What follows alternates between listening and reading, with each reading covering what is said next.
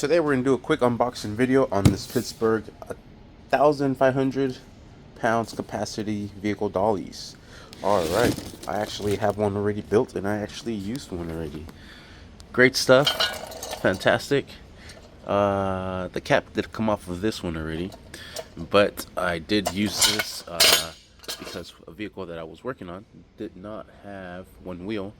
The control arm was bent, the tie rod was bent, everything was bent, the axle was done. You couldn't even put the wheel back on.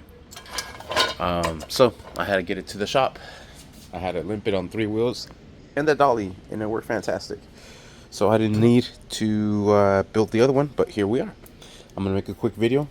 So there it is. It's amazing, works fantastic, freaking solid as heck, and worked on that gravel road over there. Oof, can't see it. And there it is. You can see how nasty that thing is. Anyhow, so let's go ahead and build this one here. Pretty simple.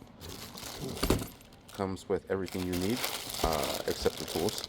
But let's get these wheels into the base here and check out this dope little Prelude leaving right now.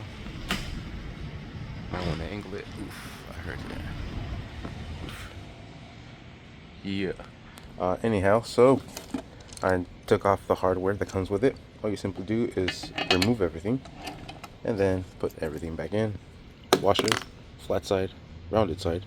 So we're going to put the flat side onto the surface there. We're going to put the lock washer next, and we'll place the nut.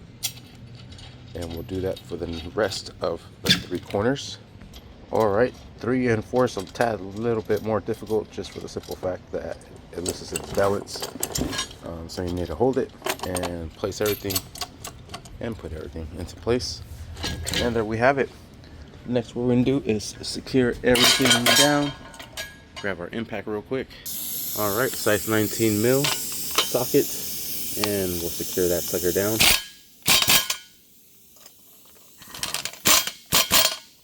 Same thing for the rest of them.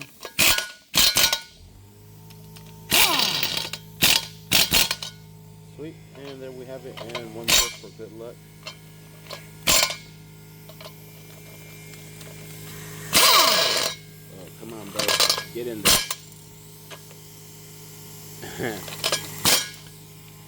I guess it was too much good luck. There we have it. Sucker is nice and sturdy. Thank you for watching.